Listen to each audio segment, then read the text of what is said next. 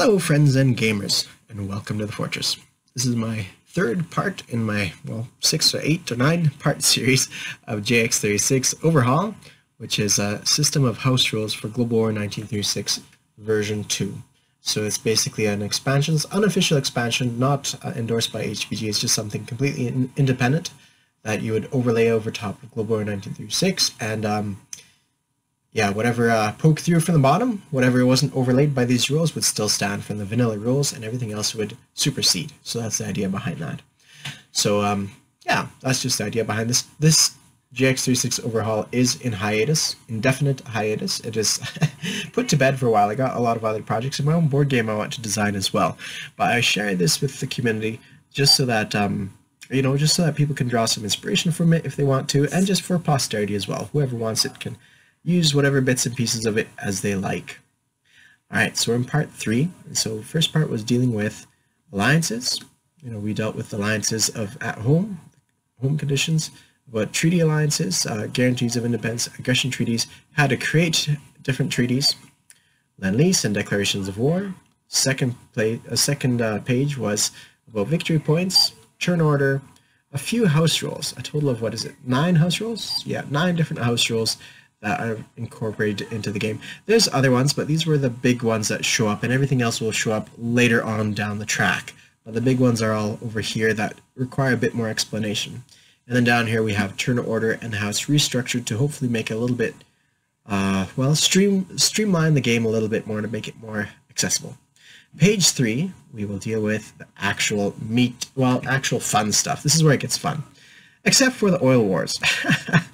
Ignore the oil wars. This is lifted exactly as it was written off of HBG's Global War expansion, Oil Wars expansion.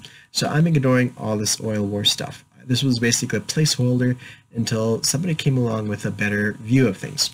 Now, I want to have a channel recommendation would be Wintermute. He's got some interesting ideas percolating and in the works about how oil wars should function. So check out his channel and subscribe. He's got some good stuff there as well. He's a very logical, analytical kind of player, somewhat similar to what I am. He's a bit more of a passionate player, I think, than me sometimes. Or he comes across that way. But anyways, there we have it. That's that for oil wars. Subscribe to Wintermute's channel. So this channel is the actual reference sheet that represents a little bit more what you'd see in Global War 1936, their reference sheet. So let's break it apart and see what there is. Peacetime income for Britain is $8. Rearmament is traditional, 1d6 IPP territory income per turn until reaching wartime territory income. So yeah, your territory income would increase, which is this year. This is your territory income. Your wartime territory income is actually $17. And I could plus $2 if you're not playing with South Africa, which I think for the most part I wouldn't play, just because South Africa only gets you $2. But sometimes players like to immerse themselves a little bit more, and this has that capability if need be. Peacetime income increase. So every time a major nation annexes a neutral nation, and it really depends on your definition of annex. I know I've used already in the previous stuff I've seen from my previous video, I've used annex in 2 different ways. One annex is kind of a peaceful annex, like what Germany did to Austria, and one is hostile kind of takeover. And in that case, yeah, I should have aligned them a little bit differently as to what means what.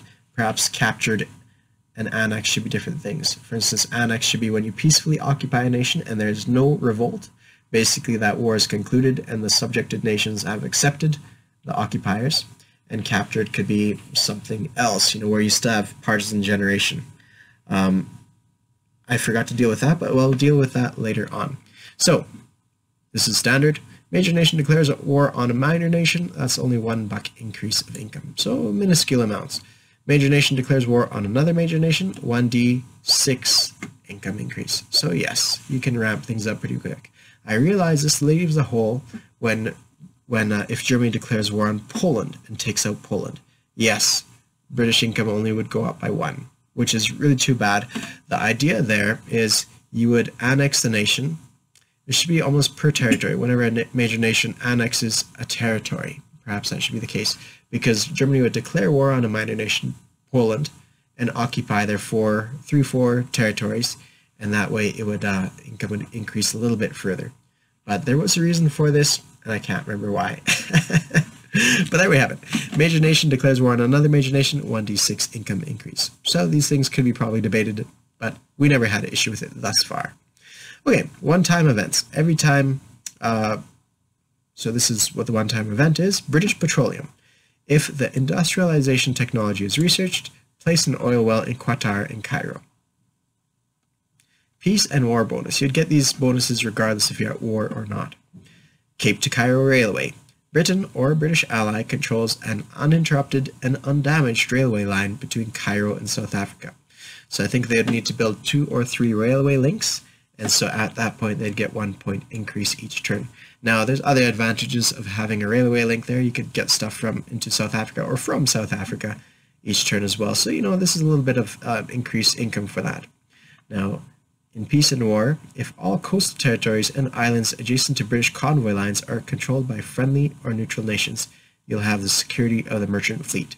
Naval transports cost $1 less, 1 production point less. People are more interested in investing into these things. It works out better, and you could appropriate or commandeer more naval transports later on, kind of the idea there. The sun never sets on the British Empire. When Britain controls all its original British and FEC starting territories across the entire globe, capital ships cost $1 less. Now you may think that's a bit of a dramatic decrease of $1 less, but it's not that bad because you're not going to have the money to spend on capital ships at this point anyways, so we might as well, this is kind of for a later stage almost. Alright, now we go into wartime bonuses. The Abadan refinery is in southern Iran. If Britain or British ally controls southern Iran, plus $2. The Mosul and Kirkuk oil fields. So these are 2 options to get this bonus. One option, if Germany and Axis Italy control less than 5 victory cities and Iraq is neutral and not allied control. 5 victory cities, so that would be Paris, Warsaw, Berlin, Rome, and perhaps, let's see, it only needs 1 more. I don't remember where all the victory cities are on the map.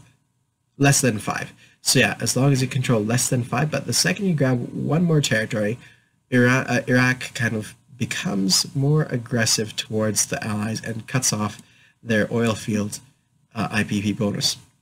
Or if Britain and a British ally controls southern Iraq. So southern Iraq doesn't exist in version 2.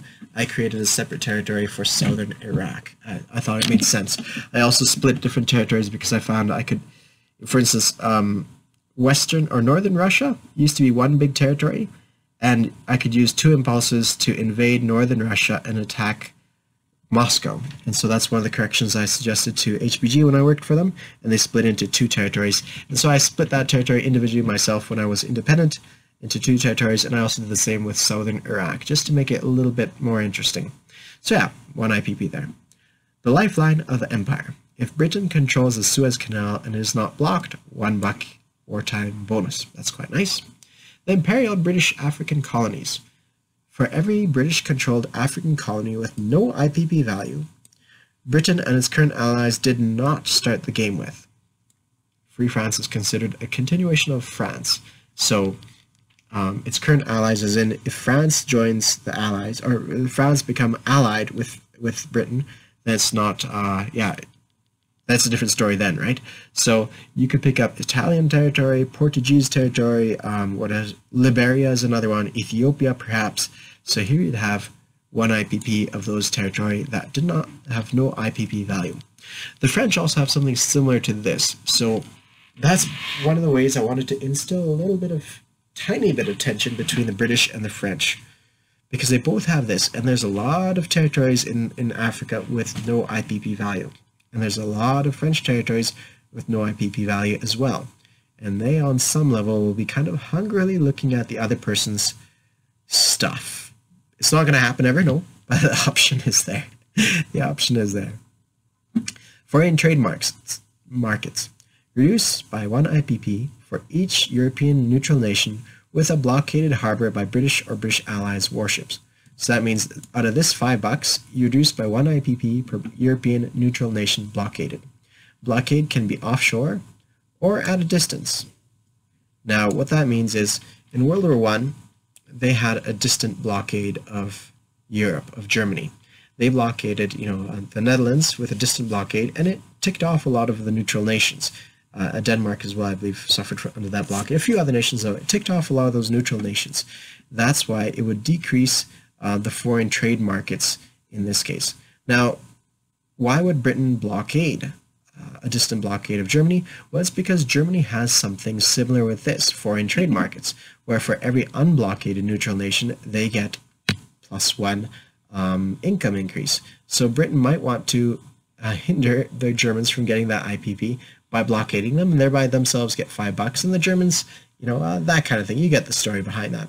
So Britain could blockade by placing its submarines, blockade a sea zone by placing its submarines, 3 surface warships in a sea zone, say somewhere in the North Sea or on Iceland, and thereby kind of blockades them in that sense.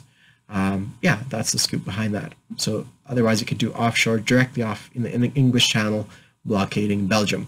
So this would incentivize Germany to not necessarily invade Netherlands and kind of keep it as a neutral nation to get some bonus income from, but maybe it won't. So in World War I, they thought that they would keep Netherlands neutral as a source of getting all kinds of things that they needed to survive. They knew that they would not be able to function, they would be eventually starved, and so they tried to keep a lot of neutral nations open so that they could benefit from the trade, foreign trade markets.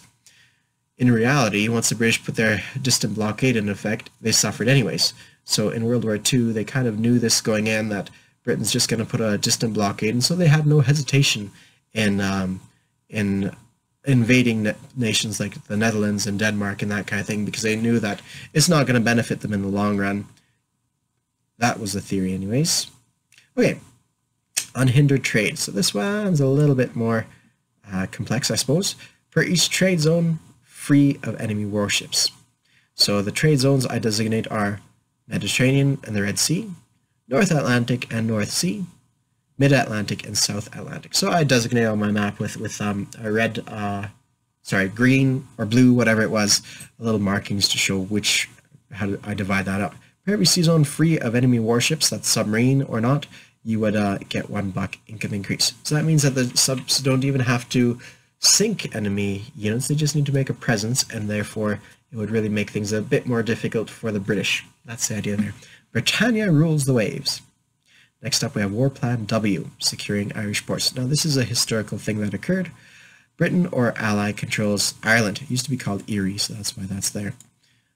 Halifax-London convoy line gets a +2 escort modifier. So that means Britain would have to declare war, or in some other ways occupy Ireland. Now, this was a serious concern, or a serious thought, a serious plan that they did incorporate, and what they really wanted to do. I can't remember exactly what occurred then. I don't think they ever ended up aggressively invading, but they might have peacefully kind of occupied them in some ways, and used those ports as kind of forward bases for the destroyers and seaplanes or whatever else to scout out and secure the convoy system lines. So it really puts a little bit of tension between Britain and Ireland, and Britain starts to think like, maybe I should declare war on Ireland. Yeah, I'll probably suffer a little bit of a penalty, 1/4 of my wartime income, so 1/4 of this is $5, but at the end of the day, yeah, +2, so yeah, $5. Still, $5. So I can escort it more better, more better escort, right? So that's the idea there. Operational alacrity, protecting convoy routes. That should be route, well, whatever. Britain or ally control Azores, Portugal. So again, this is another thing that happened, and you can look up these operations as well. The War Plan W, operational alacrity.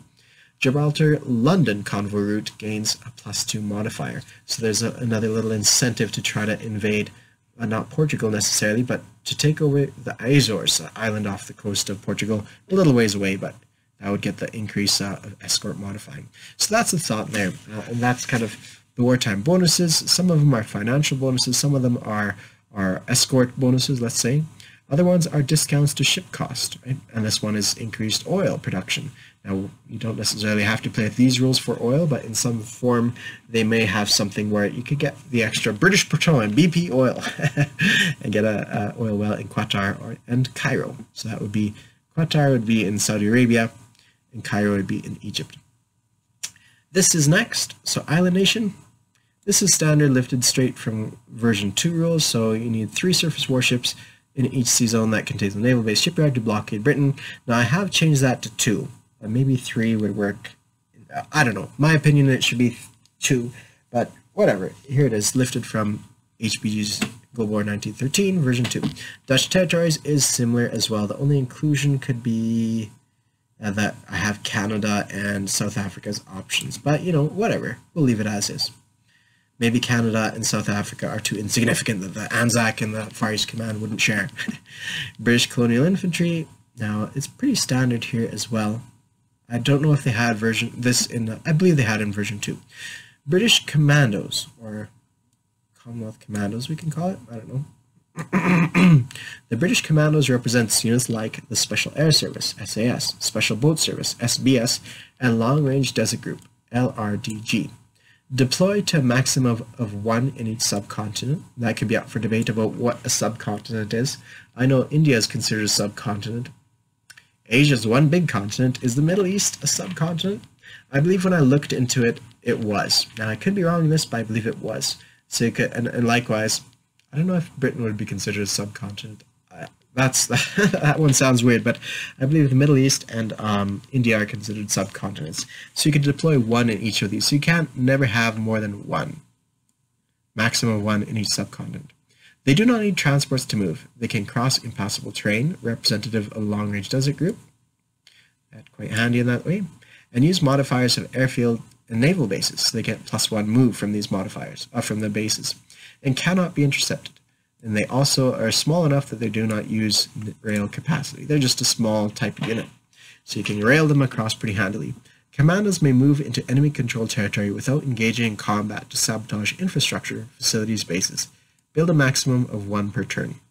So this is a fun little feature I added, and we can dig into commandos later on. It shows up in the build charts of what to build, and so that's the feature behind them.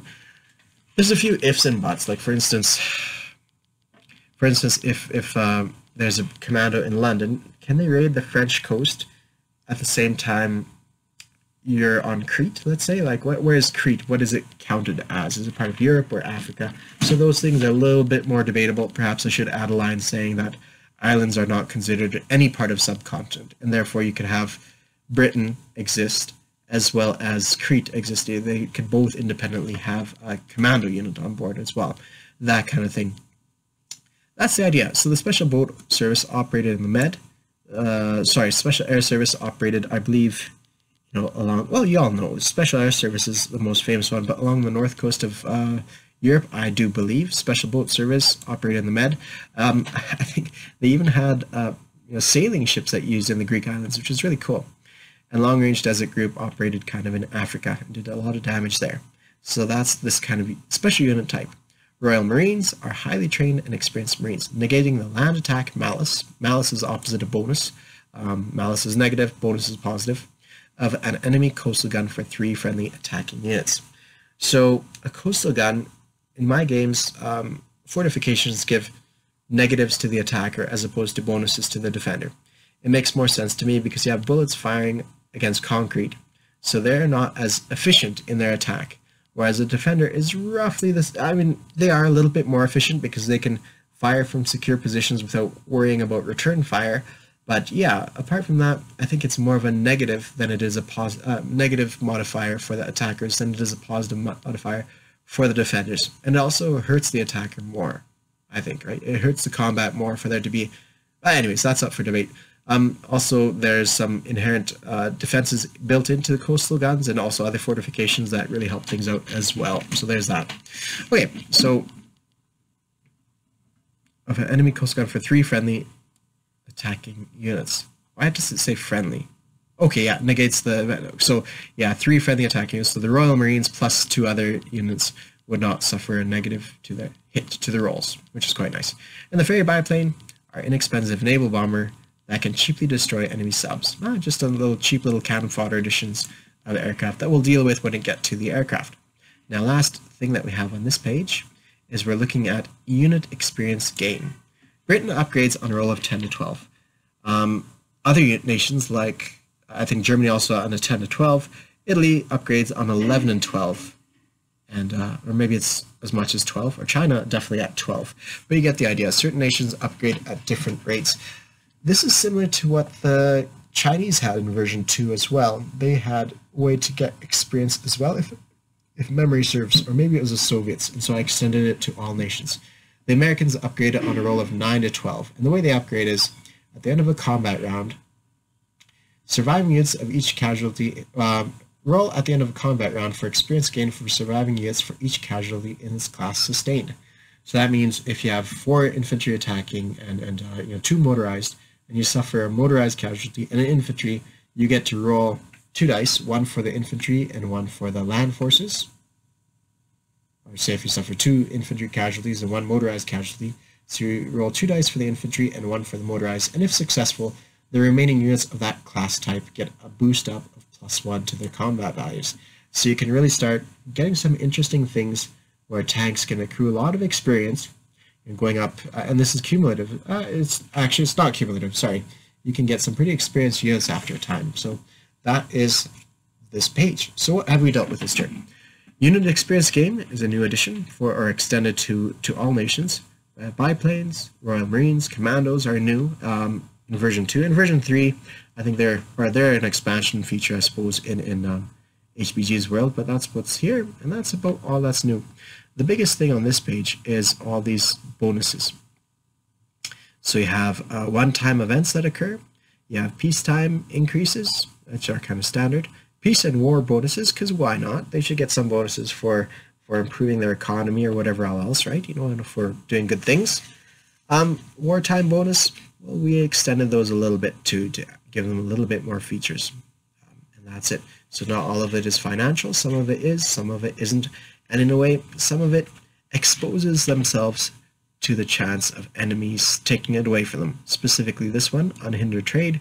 The Germans can hinder that trade, and also the British can hurt themselves too by blockading and preventing the Germans from getting 5 IPP, but they themselves can also suffer in that case as well. So it's a bit of a trade-off. They'd have to declare war for War Plan W and Operation Alacrity, but everything else is pretty standard. There's a little bit of tension here built with the British African colonies against the French, perhaps, right, where they look hungrily at a few odds and ends. Lifeline is standard. This one is a feature that can flip either way. For a while, it will be beneficial up until Germany, Italy get strong, and then Iraq will turn hostile against them. And this Abadan refinery, that's one too where they'll have to think of, should we invade those guys? Should we invade Iran so we get the +2 bonus? That's the idea there. And that's about it. So I've led you through page 3, video number 3 of JX36 Overhaul, System of House Rules. Thanks all for watching. Cheers.